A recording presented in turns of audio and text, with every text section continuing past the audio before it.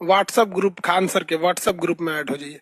साले सब ये सब को कोई तमीज तरीका नहीं, ये यही सब होता है, सब में माई बहन सबको भेज देता है, व्हाट्सएप ग्रुप में भेज दीजिए। तो नंबर इधर आई गया यहाँ पे,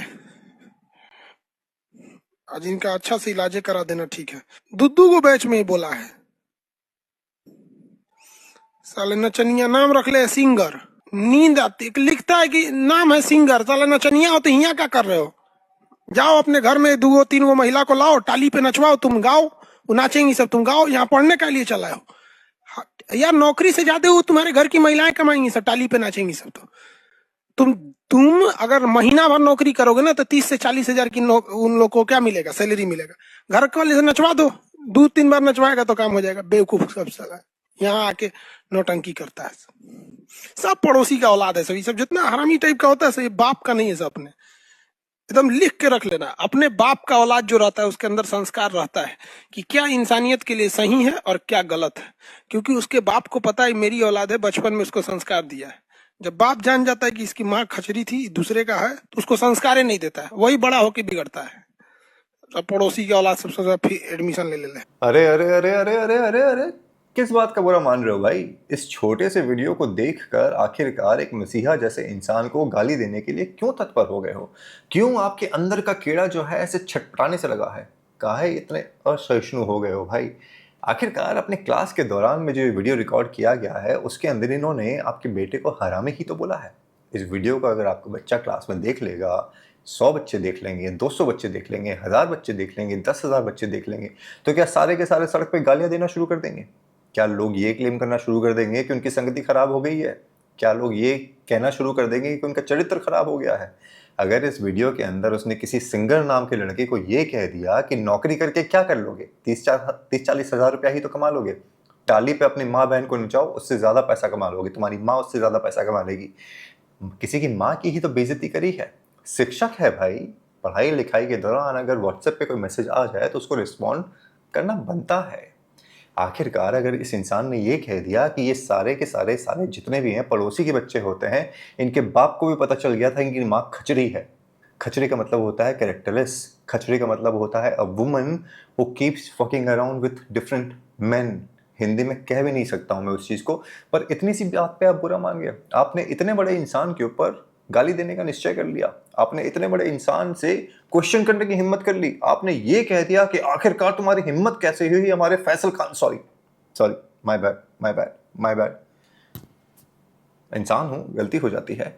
खान सर, हमारे खान सर के बारे में तुम्हारी बात करने की हिम्मत कैसे हुई? वही खान सर जिनका पहला वीडियो सामने आया था ये कहते हुए 8-10 राउंड गोली चला है, हम अपने आंखों से देखे हैं। फिर किसी पत्रकार ने पूछा आप कैसा फील कर रहे हैं? अरे आप गजब बात कर रहे हैं, यहाँ पे गोली चल गया, आप पूछ रहे हैं कि कैसा फील कर रहे हैं?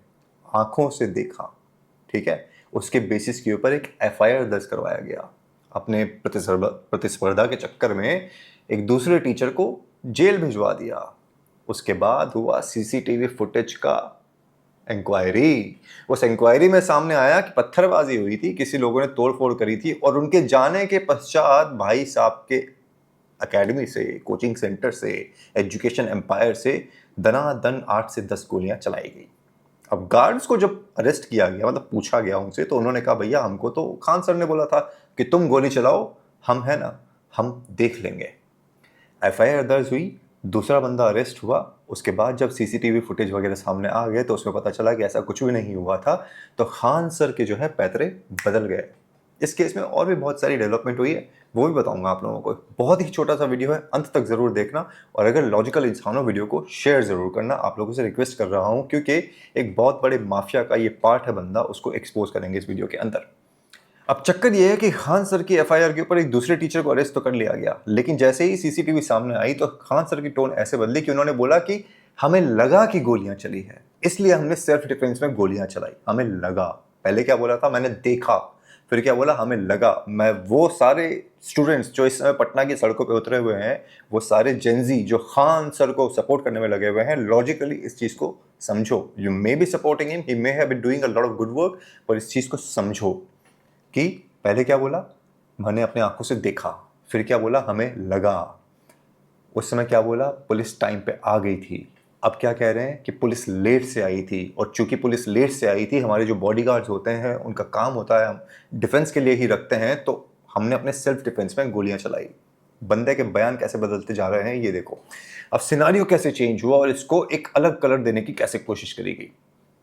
रोशन जी अरेस्ट हुए, if I recall the name correctly. उसके बाद खान सर फरार हैं। खान सर ने एक जमानत की अर्जी लगा दी है, क्योंकि उनके ऊपर आर्म्स एक्ट के अंतर्गत और अलग अलग धाराएं लगा के केसेस हुए हैं भाई, जिसमें 10 साल तक की सजा हो सकती है। हालांकि आई डाउट कि इनको कुछ भी होगा, बट 10 साल तक की सजा का प्रावधान है। तो एक इंसान के कहने पे एक दूसरे इंसान को इमीडिएटली अरेस्ट कर लिया जाता है, और उसके बाद जिस इंसान ने एक्चुअली में गलत एफआईआर दर्ज करवाई है वो गायब है। यहाँ पे पहले तो बिहार पुलिस का और बिहार की गवर्नमेंट का बहुत बड़ा फेलियर है। पर ये इंसान है कौन, उस चीज को समझने की कोशिश करिए। ये भारत में क्या करने की कोशिश कर रहा है और एक्चुअली में क्या कर रहा है उसको पहचानने की कोशिश करिए। जमानत की अर्जी लगाई गई तो कोर्ट में पेश नहीं हुआ। पहले ये कयास लगाए जा रहे थे कि ये शायद कोर्ट में आ सकता है और फेस टू फेस आके सरेंडर भी कर सकता है और जमानत की अर्जी जो है। वकील ने लेकिन क्या कहा कोर्ट के अंदर पता है, कि सवाल ही नहीं उठता कि कि खान सर कोर्ट के अंदर सरेंडर करेंगे। सवाल ही नहीं उठता, ये उनके शब्द हैं। वो कोर्ट नहीं आएंगे, वो कोर्ट आने की जरूरत नहीं समझते। ये इनके वकील के शब्द है कोर्ट के अंदर। वो कोर्ट आने की जरूरत नहीं समझते।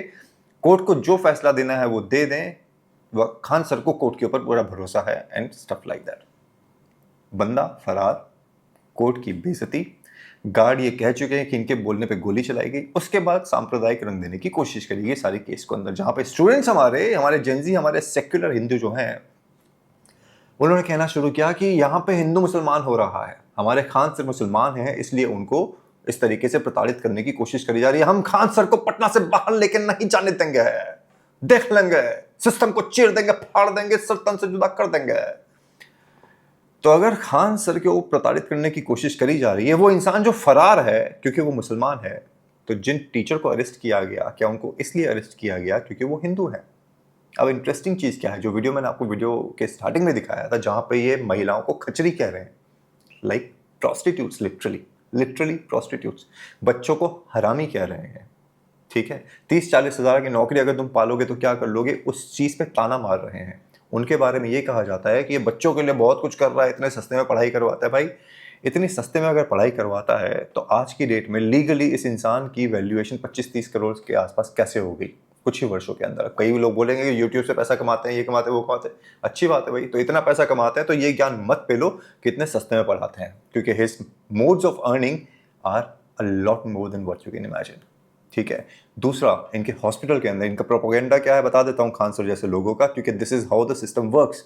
खान सर जैसे लोगों का प्रोपोगेंडा क्या है, हम हॉस्पिटल बनाएंगे, हॉस्पिटल के अंदर फ्री इलाज कराएंगे, उसके अंदर सबका फ्री इलाज होगा, 21 रुपए का अल्ट्रासाउंड कर देंगे। एक महिला गई अल्ट्रासाउंड कराने के लिए, वो अल्ट्रासाउंड उसका 250 रुपए का हुआ। चलो कोई बात नहीं भाई, 100 टाइम्स या 1200% का इंक्रीमेंट, कोई बात नहीं, 250 रुपये फिर भी अल्ट्रासाउंड के लिए ठीक है। फिर एक बंदा दूसरा गया अपनी माँ का इलाज कराने के लिए, वहां पे डॉक्टर ने कहा अभी हम नमाज पढ़ने के लिए जा रहे हैं, नमाज पढ़ के आएंगे 2 घंटे बाद, तब तुम्हारा इलाज होगा, चल भाग पढ़वा के यहाँ से। तो बंदा बाहर आके कहता है कि भाई पेशेंट इंपॉर्टेंट है कि नमाज पढ़ना इंपॉर्टेंट है? अब मुझे पता है कई सेक्युलर और कई कटमुल्ले यहाँ पे आके बोलेंगे भाई नमाज ज्यादा इंपॉर्टेंट है।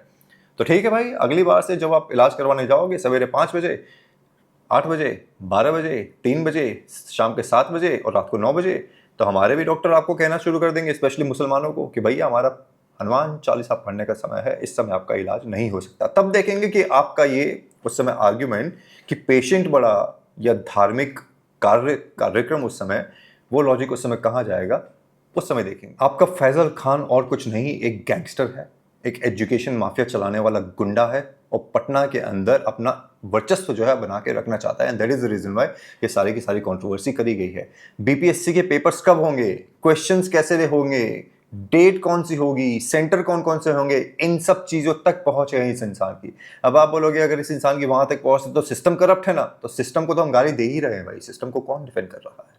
ना मोदी सिस्टम को डिफेंड करूंगा, ना बिहार में जो नया चीफ मिनिस्टर बना है अभी नीतीश कुमार के बाद, सम्राट चौधरी, उसको डिफेंड करूंगा।